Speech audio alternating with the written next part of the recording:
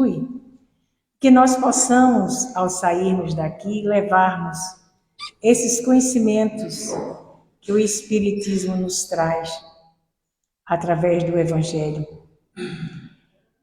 E que possamos nós, nessa noite, aprendermos um pouco mais sobre a vivência do Espiritismo em nossas vidas.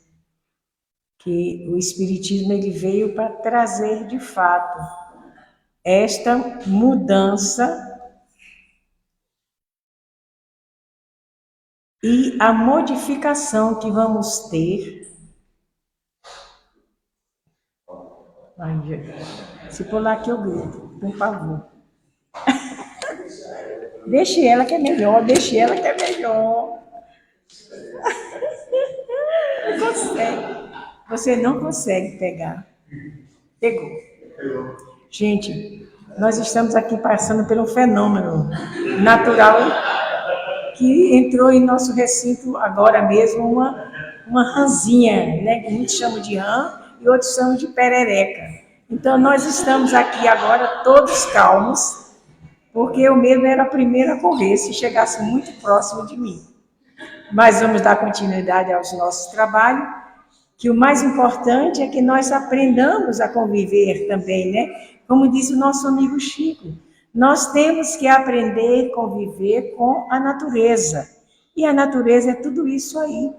E nós, muitas das vezes, sentimos um pouco de receio de alguns animaizinhos, de alguns insetos, mas isso faz parte do nosso aprendizado aqui na Terra. Nós vamos trabalhar hoje o Evangelho segundo o Espiritismo, né? No capítulo, é o capítulo 6 e o item é capítulo 26, o item é 6, Parábolas dos Talentos. Então, eu vou só fazer uma pequena leitura, que eu já desmarquei tudo, que eu sou assim mesma, mas vocês têm que me compreender, né? Ai, meu Deus do céu.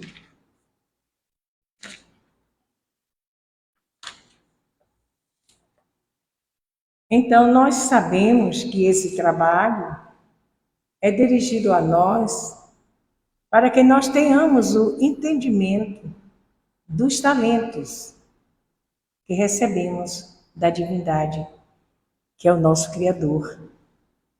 Nesse início de parábola, nós vamos observar que este começo vai nos mostrar que é como se fosse a oportunidade do despertamento de nós, encarnados homens, encontrarmos, né, aptidões para o nosso dia a dia, para a própria evolução de cada um.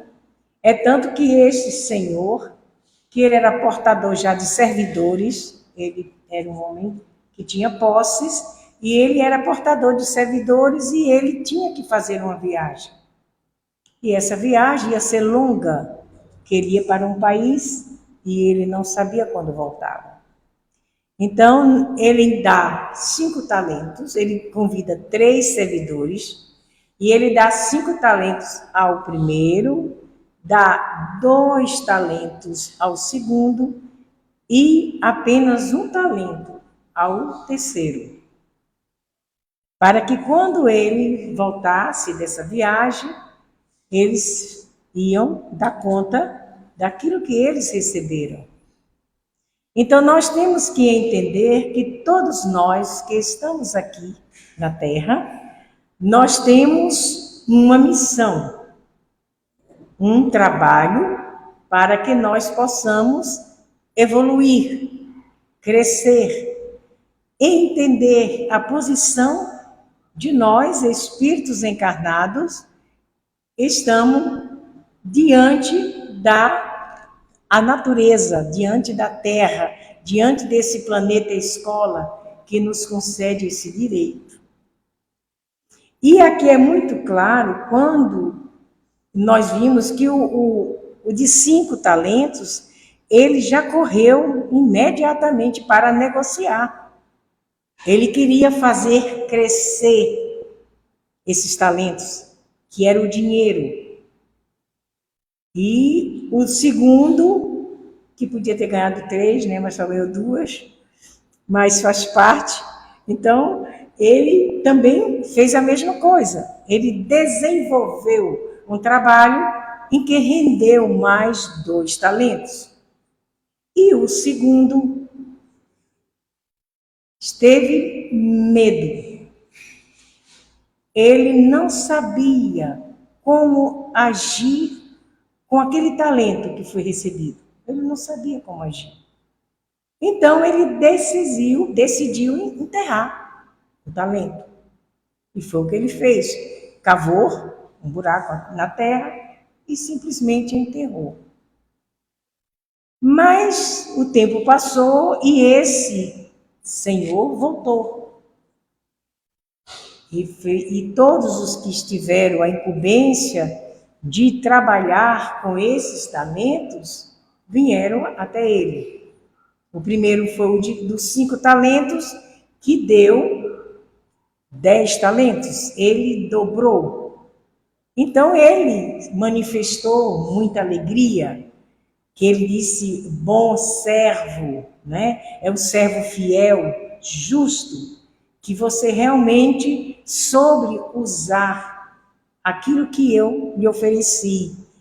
Se conseguisse vencer e aumentar esse talento, em pequeno que foi para o que ele tinha, que era o Senhor, então, bendito seja vós e que você esteja comigo e darei novamente outros talentos para que você possa crescer. Então, ele foi considerado um servo que conseguiu, através dos esforços, crescer. E o segundo também fez a mesma coisa. Ele desenvolveu um trabalho que também trouxe para ele a prosperidade, porque ele também aumentou os talentos. Falando aqui agora da prosperidade material, a lei do progresso material. E quando foi chegado a vez do último, que trouxe o talento só, ele devolveu.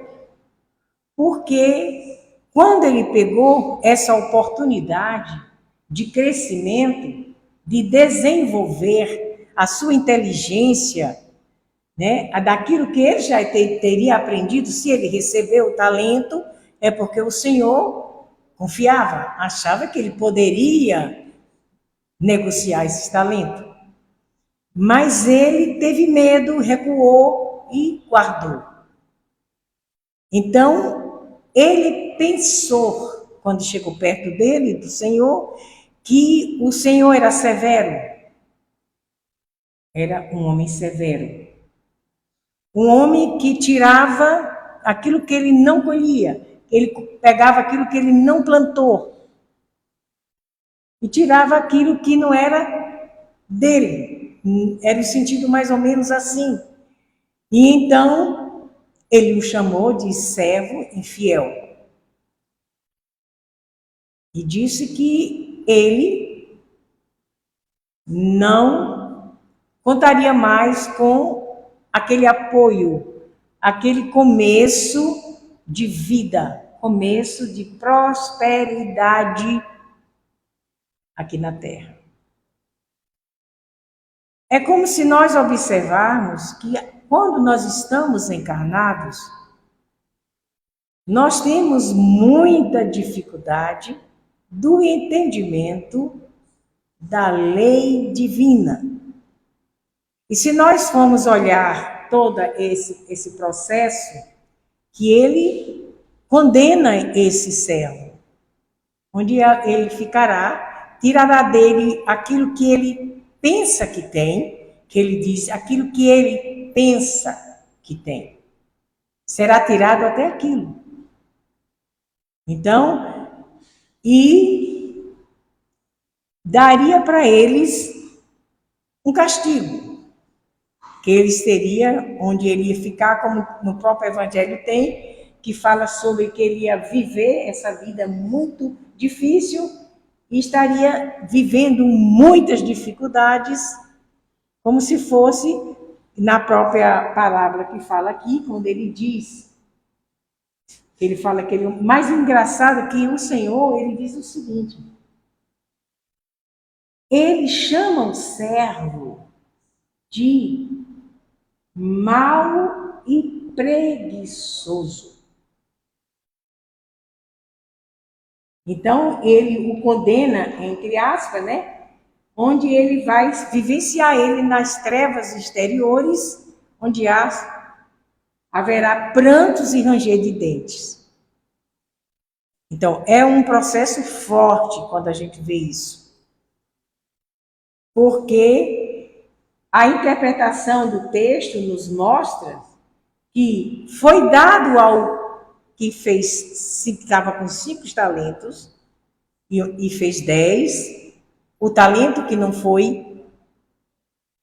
teve produção, o talento que não cresceu, porque ele disse, por mais que você não entendesse, tivesse dificuldade, tivesse medo de se jogar no negócio, aquele talento que estava em tuas mãos, ele fala claramente, parecendo assim, ele poderia ter entregue a um banco onde ia crescer.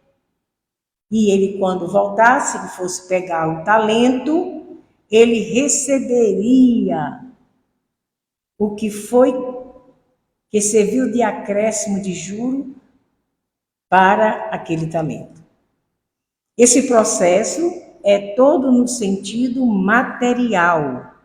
E quando nós trazemos para a vida, agora cotidiana, a nossa vida de lutas, a nossa vida de buscas, a nossa vida de crescimento, porque nós queremos crescer, ninguém quer ficar só em um cantinho, a gente quer sempre estar no lugar melhor, e isso faz parte da alma humana. Não há crime em você querer o melhor para você. A dificuldade é como você vai fazer essa travessia na sua vida e não machucar o que te acompanha, o que te segue. Então, a oportunidade é nos dada no momento em que nós habitamos aqui a Terra. E nós encontramos, através das pessoas que nos é colocada na nossa vida, quando nossos amigos de religiões diferenciadas falam como se fossem anjos, como se fossem oportunidades do céu. E nós sabemos que não deixa de ser verdade, porque Deus age através de nós. Mesmo mediante das dificuldades que temos, morais ainda. E nós precisamos entender como essa parábola dos talentos está inserida dentro do livro dos Espíritos. E nós sabemos que tudo aqui que contém no Evangelho foi extraído das lições dos Espíritos superiores. E houve esse desdobramento onde o Kardec lançou. Quando ele começou a ler o Evangelho, que é o Novo Testamento, que é a história do Cristo, ele trouxe para dentro do Espiritismo, segundo a ideia do desenvolvimento intelecto que ele tinha. Então, ele trouxe isso para nós e desenvolveu através. Então, por isso que quando você lê o Evangelho, você tem muitas vezes, você tem que estar olhando o livro dos médiuns, olhando o livro dos Espíritos, para que haja essa união. E a gente vê que é um segmento de estudos. É um segmento. Onde você procura aqui, você vai lá para buscar mais informação. E nós temos essas oportunidades. Quando chega alguém e nos diz, olha, eu tenho um trabalho para você. Você quer? Sim, eu quero esse trabalho. E quando chega até nós esse trabalho, nós o recuamos, nós recusamos, porque de fato é um trabalho que vai nos dar trabalho. E o que é que nós fazemos com isso? Nós somos empregados de nós mesmos, mas nós não entendemos que os talentos que recebemos através das pessoas, através dos anúncios, através de você levar o seu currículo e colocar em alguns lugares, nós não sabemos, porque o trabalho nos cansa. É a mesma coisa quando nós colocamos os nossos filhos pequenos para estudar. Eles acham aquilo horrível, porque, querendo ou não, já é um despertar de um comportamento que vai inserir na alma daquela criança a responsabilidade do trabalho, porque é lei de progresso. Quando nós começarmos a receber esses talentos, que muitas das vezes nós estamos no lugar aparentemente errado, que nós muitas das vezes trabalhamos até 10, 12, 15, 20 anos em uma profissão que nós estamos trabalhando pela a necessidade de nós nos mantermos aqui na Terra. Por que acontece isso? O que é que aconteceu com o servo que desistiu por medo? Não só sem conhecimento da sua capacidade, porque a capacidade que nós temos, esses talentos, eles têm que ser explorados. Então você passa muito tempo em um local e você vai e de repente você vai querendo bem aquilo que você faz. Mas aquilo é temporal, aquilo vai passar. E de repente surge uma oportunidade para você. Esse é o Senhor com os 5 talentos. Aí você sustenta esses talentos. E você chega exatamente onde você queria ter chegado antes daqueles 20 anos que você passou. Então, na vida, meus irmãos, tudo é aprendizado. Nada acontece ao acaso. Tudo tem sentido. E nós, como somos espíritas, conhecedores das verdades espirituais, da imortalidade da alma e merecedores, entre aspas, merecedores pelos nossos próprios esforços, porque nada na natureza é de graça, a não ser o ar que respiramos, a não ser a beleza do mar, a não ser toda essa beleza natural da vida. Então, tudo que nós precisamos, temos que buscar. Temos que trazer para nós as oportunidades que recebemos. Nos fala muito que a oportunidade, ela é muito rápida. E ela passa muito rápido também. Que é o momento de nós aprendermos a modificação daquilo que nós estudamos, daquilo que nós buscamos. Onde vem essa modificação é através das oportunidades que foi dada aos nossos 3 amigos, não é? E quando se fala nessas trevas exteriores, ele nos mostra que, diante do progresso material que é necessário para todos nós desenvolvermos a nossa inteligência intelectual, modificar o nosso entendimento e trazer para dentro de nós saúde, porque vida é movimento. E quando o homem percebe que esses talentos que ele recebeu, ele precisa explorar, ele precisa buscar, ele precisa esquecer o comodismo, como fez o nosso irmão quando ele disse, ele é um Senhor severo, ele é severo demais.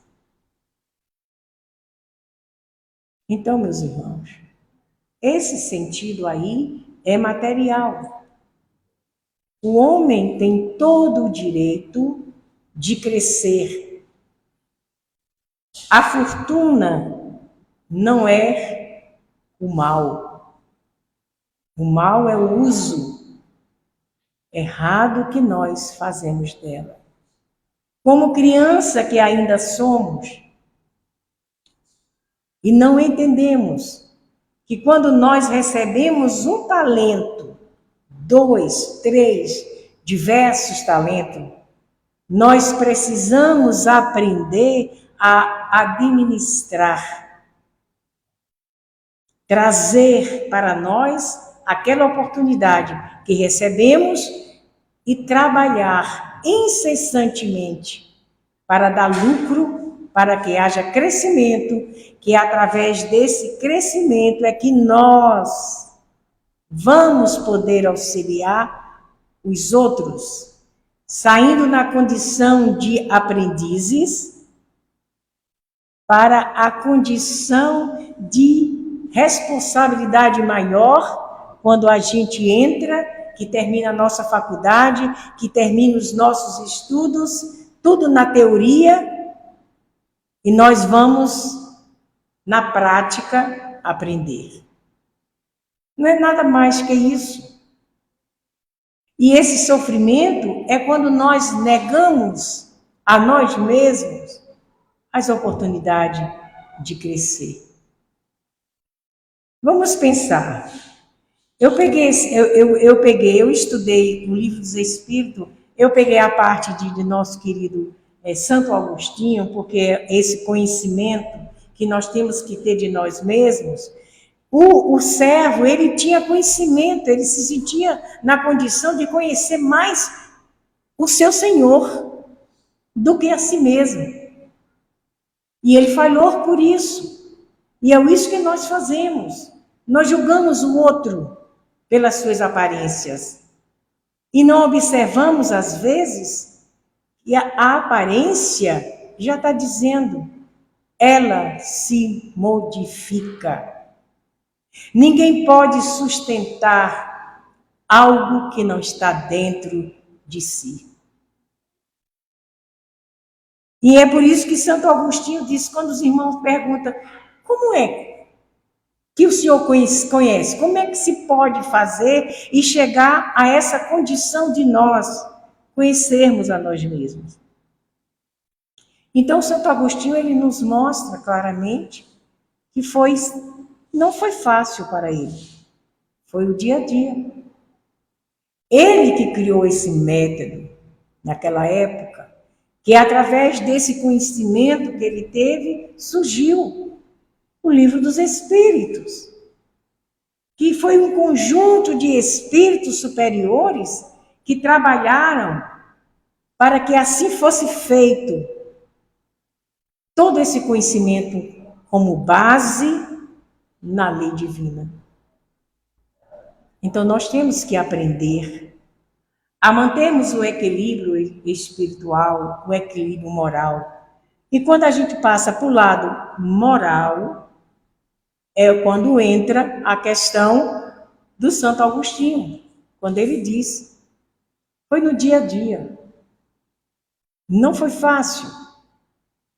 E eu fui percebendo, eu estou falando no entendimento racional que nós pudemos encontrar. Não foi fácil, mas eu não desisti. Até chegar ao ponto dele se autoconhecer. Autoconhecer. Porque só foi uma frase que foi dita, mas através dessa frase foi manifestada no ser humano do nosso querido Santo Agostinho a vontade de buscar dentro dele os talentos que Deus colocou dentro de cada um de nós. O Kardec, gente, ele faz eu vou dar uma lidazinha para vocês, só porque eu achei. Sempre o Kardec é fantástico. Kardec, nossa Senhora, que mente extraordinária daquele homem. Que brilho intelectual que ele tem. E que suavidade, que humildade. Ele traz o conhecimento para nós. Dizendo que no próprio Evangelho, não precisa ser doutor, não precisa ter conhecimentos intelectuais enormes. Basta ouvir, sentir e se renovar. Aí onde é que está a dificuldade nossa? Porque a gente ouve, escuta, mas a gente está como servo, nós temos preguiça de raciocinar, de buscar a realidade, onde está entre as linhas desses grandes pensadores. Ele diz o seguinte: muitas faltas que cometemos nos passa despercebido. Se de fato seguimos o conselho de Santo Agostinho, interrogaríamos-nos com mais frequência,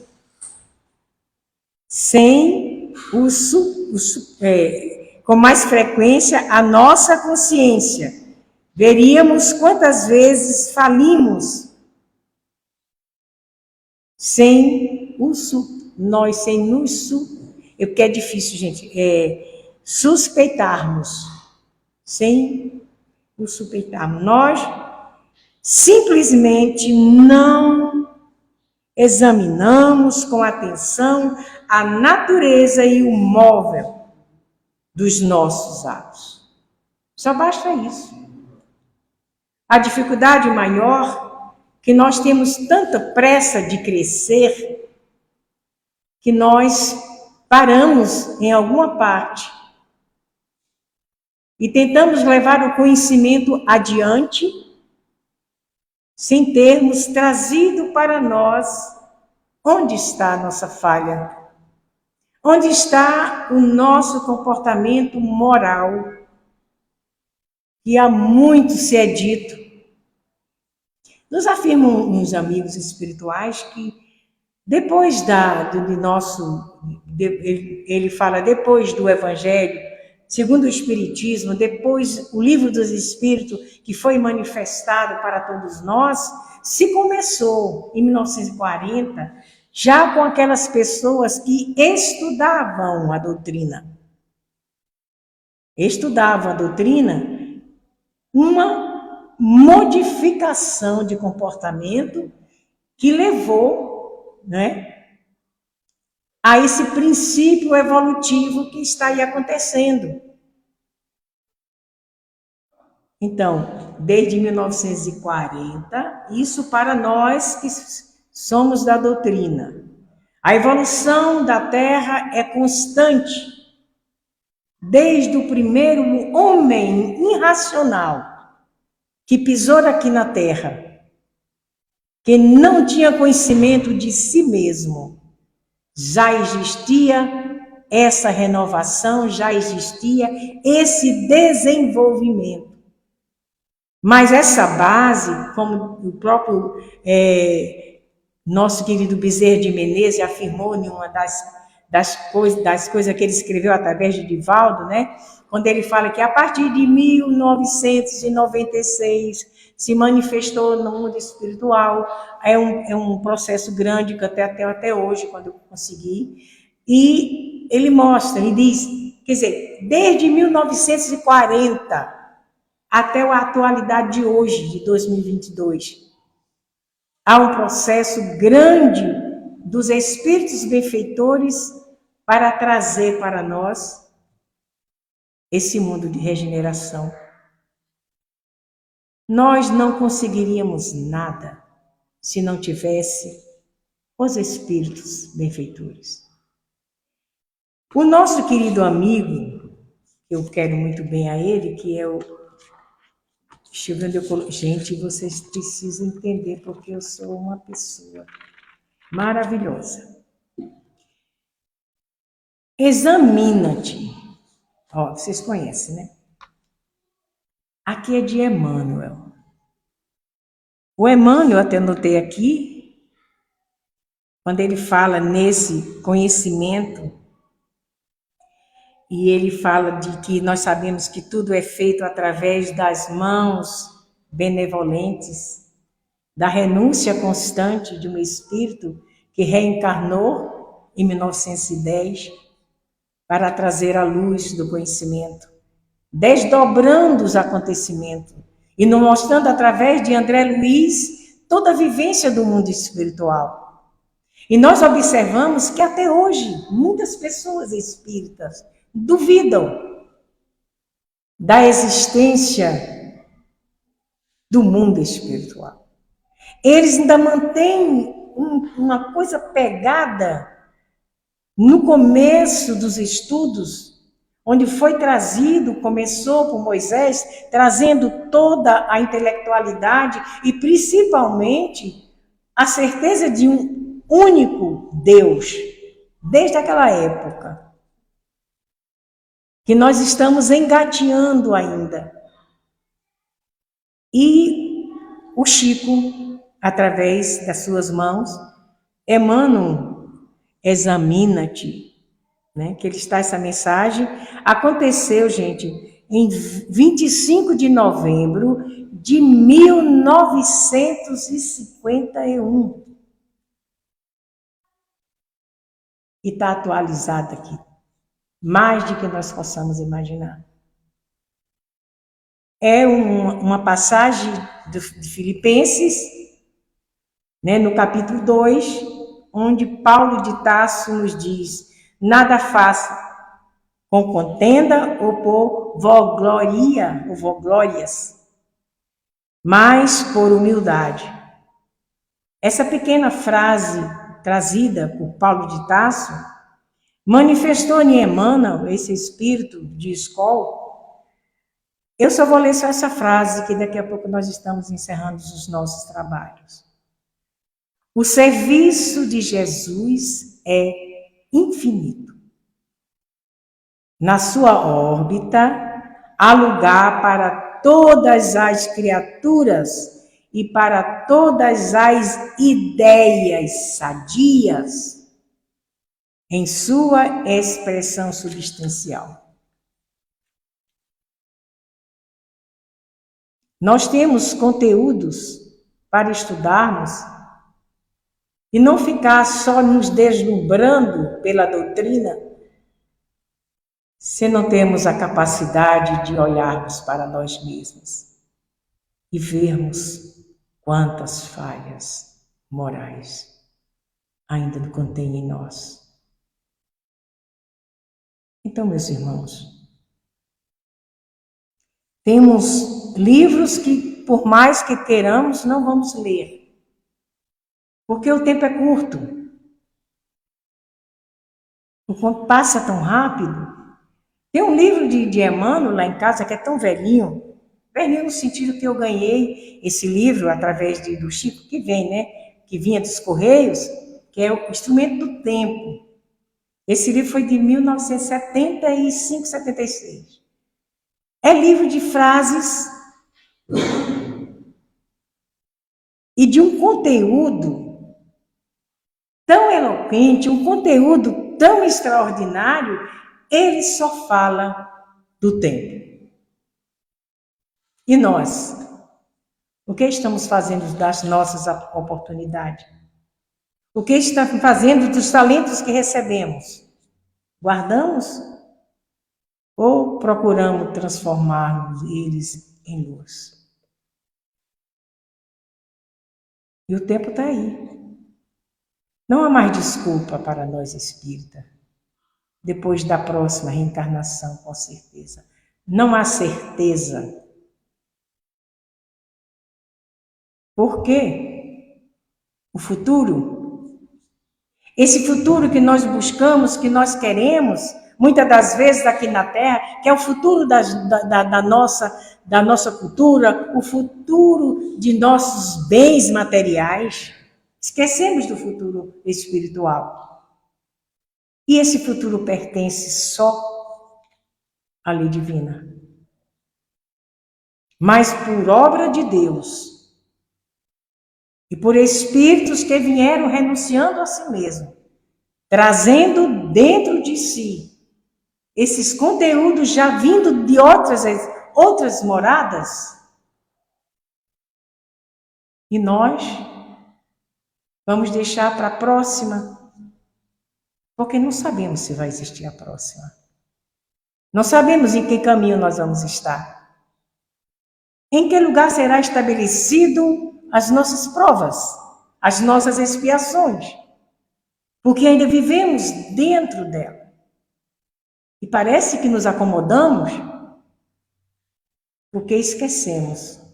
Se nós não fizermos como Santo Agostinho, vocês peguem e leiam todo aquele conteúdo daquela resposta. E procurem fazer uma lista do que incomoda e daquilo que já nos faz sentirmos em paz. Que Jesus nos ampare, nos proteja, nos dê coragem para aprender e a seguir Jesus. Muita paz, meus irmãos.